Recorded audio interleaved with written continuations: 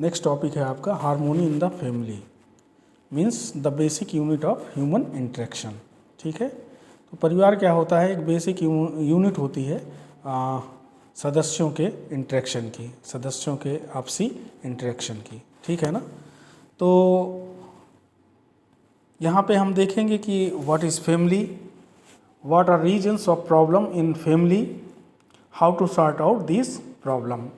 मतलब परिवार होता क्या है, परिवार में समस्याओं के कारण क्या होते हैं और इन समस्याओं का निवारण कैसे हो सकता है। ठीक है ना। तो परिवार को हम बेसिकली जो डिफाइन करते हैं, तो family is a group of person who are connected with blood with in 2 और 3 जनरेशन। तो परिवार क्या होता है, 2 या 3 सदस्यों का समूह होता है जो कि पिछले 2-3 पीढ़ियों से जिनका खून का रिश्ता होता है। ठीक है।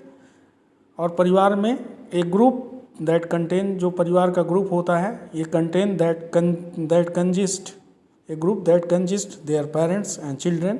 तो इस ग्रुप में उनके माता पिता हो सकते हैं और उनके बच्चे हो सकते हैं। ठीक है ना।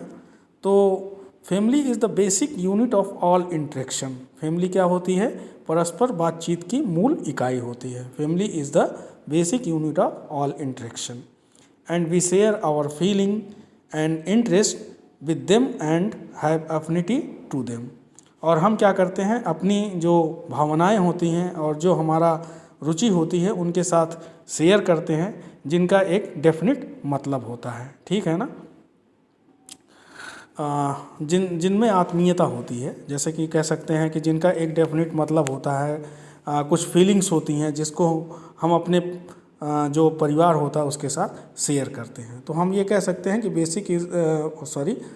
Family is the basic unit of all interaction, we share our feelings and interest with them and have affinity to them. ठीक है। उसके बाद हम ये देखें कि जो परिवार है कि परिवार कैसे बनता है। ठीक है। तो there are individual in the family.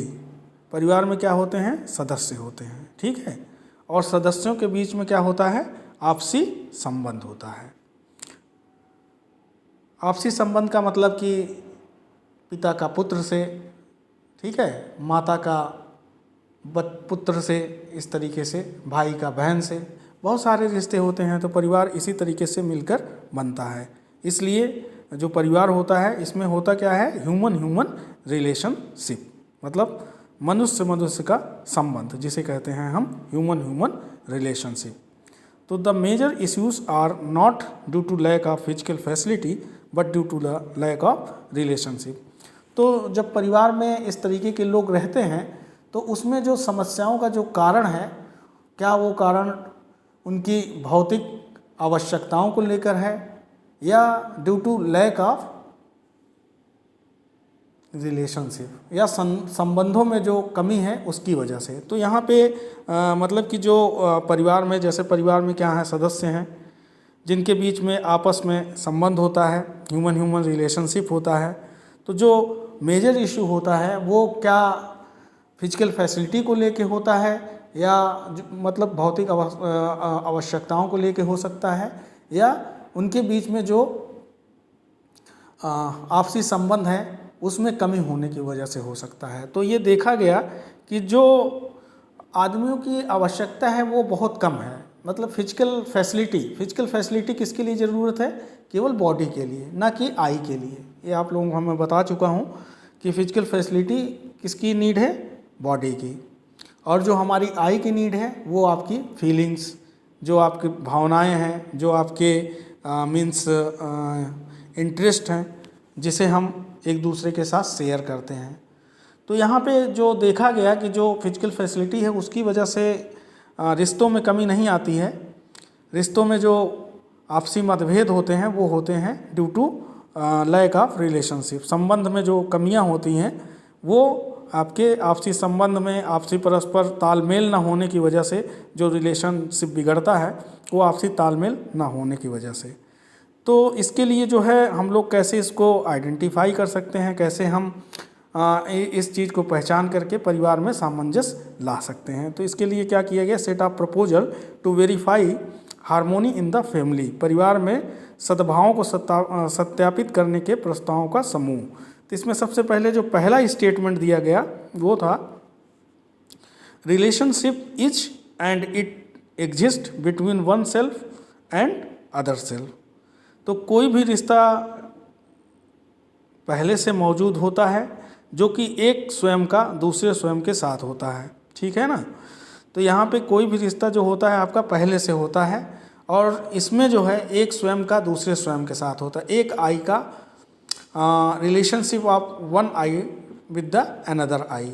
तो यहाँ पे जो रिलेशनशिप होती है सेल्फ एंड सेल्फ के बीच में होती है, ना कि बॉडी और बॉडी के बीच में होती है। तो रिलेशनशिप हमेशा जो है किसके किसके बीच में होता है, वो होता है आपका एक सेल्फ के साथ दूसरे सेल्फ के साथ, जो कि एक सेल्फ की भावना को दूसरे सेल्फ की जो दूसरे सेल्फ की भावना को समझ सके।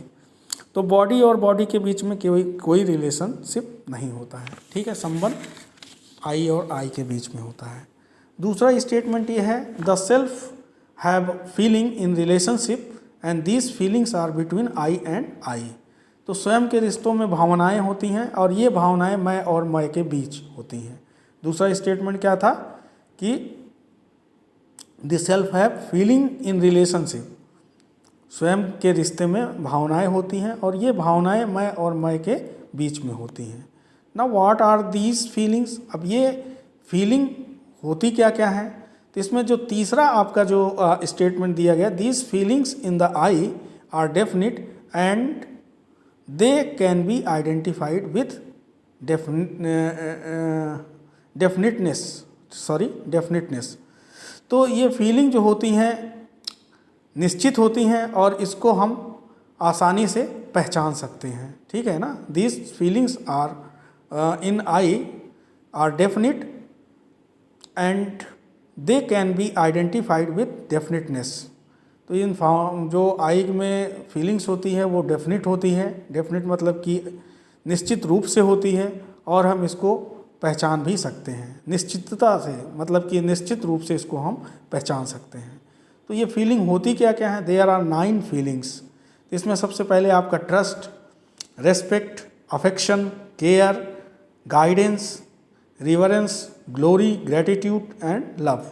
तो फीलिंग कौन कौन सी हैं, ट्रस्ट विश्वास, रेस्पेक्ट सम्मान, अफेक्शन स्नेह, केयर ममता, गाइडेंस वात्सल्य, रिवरेंस श्रद्धा, ग्लोरी गौरव, ग्रेटिट्यूड कृतज्ञ, लव प्रेम। तो ये 9 फीलिंग्स जो होती हैं सभी आई में होती हैं। These 9 feelings are present in every individual and it can be identified with definiteness, और इसको हम आसानी से पहचान सकते हैं। तो we mainly focus on fulfilment of physical facility and ignore feelings.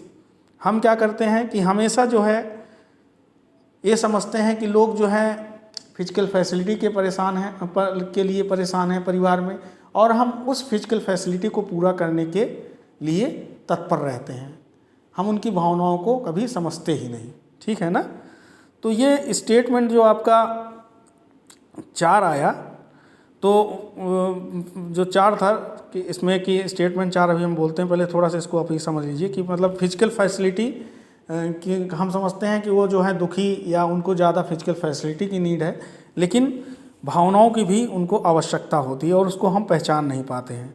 तो और दूसरी चीज़ अभी हमने आपको बताया कि फिजिकल फैसिलिटी किसकी नीड है, नीड किसकी है, बॉडी की नीड है, और फीलिंग क्या है, नीड ऑफ सेल्फ। तो जो भावनाएं हैं, जो आपके रेस्पेक्ट है, ये किसकी नीड है, सेल्फ की।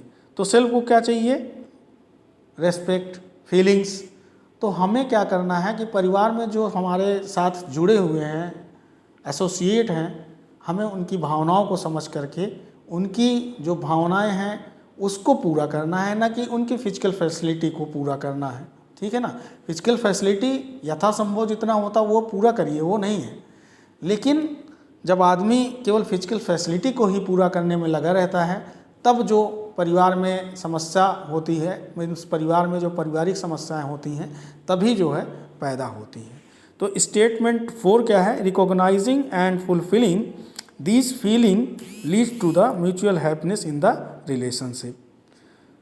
तो इन चौथा स्टेटमेंट दिया गया कि इन भावनाओं को पहचानने और पूरा करने से रिश्ते में आपसी खुशी पैदा होती है। ठीक है ना। तो हमें इन भावनाओं को पहचानना है, उसको पूरा करना है, पूरा करने के बाद उसका हमको इवैल्यूएशन करना है कि हमने सही से उनकी भावनाओं को पहचाना, उसको पूरा किया, तब जा कर के वो म्यूचुअल हैप्पीनेस होती है, मतलब कि परिवार में खुशी होती है। तो यहाँ पे जो स्टेप दिया गया, रिकॉग्निशन, फीलिंग को पहचानना, उसके बाद फुलफिलमेंट, उसको पूरा करना, और जो हमने उनकी फीलिंग को पहचान के पूरा किया है उसको इवैल्यूएट करना। अगर हम इस तरीके से करते हैं तब म्यूचुअल हैप्पीनेस क्रिएट होती है। ठीक है ना। म्यूचुअल हैप्पीनेस मतलब आपसी खुशी मिलती है। तो यहाँ पे when all the four are ensured, जब हम इन चारों को इंश्योर कर लेते हैं तो जस्टिस इज इंश्योर्ड, तब क्या है, न्याय भी आपका इंश्योर्ड होता है ना। कि मतलब इन चारों को पहचान करके हम कोई चीज़ करते हैं तो हमारे परिवार में क्या होता है, खुशी होती है, और इसी खुशी को हम क्या बोलते हैं कि हमने अपने परिवार के साथ क्या किया है, न्याय किया है। ठीक है ना। तो जब हम इन चार चीज़ों को पहचान करके उनकी जो भावनाएं हैं उसको पूरा करते हैं, तब हम परिवार के साथ न्याय करते हैं, और इस न्याय करने से क्या होता है, सेटिस्फेक्शन ऑफ बोथ, और इसी की वजह से जो उभय, जिसको बोलते हैं उभय तृप्ति, हमको भी तृप्ति हुई और जो हमारे साथ जुड़ा है उसको भी तृप्ति हुई। तो इस तरीके से क्या होता है, हार्मोनी इन द फैमिली। ठीक है ना। तो जो इसमें सबसे पहला स्टेटमेंट था, पहला स्टेटमेंट आपका जो दिया गया, स्टेटमेंट ऑफ फर्स्ट, इसमें कि रिलेशनशिप, कोई भी रिश्ता जो है पहले से मौजूद होता है, जो कि एक स्वयं का दूसरे स्वयं के साथ होता है।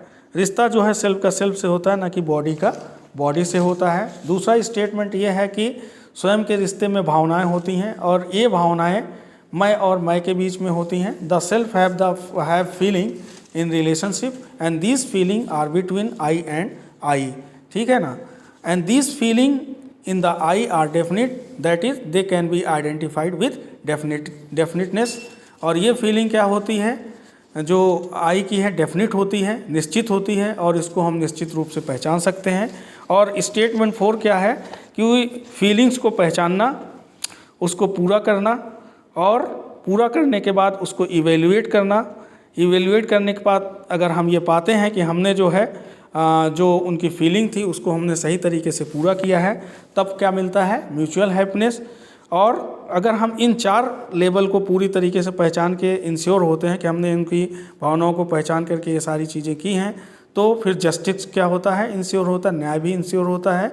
और इस तरीके से क्या होता है, सेटिस्फैक्शन ऑफ बोथ, दोनों को क्या होता है, जो आपसे जुड़ा है और आपको सेटिस्फैक्शन होता है, और इसी को बोलते हैं हार्मोनी इन द फैमिली। ठीक है। तो इसको आप देखिएगा।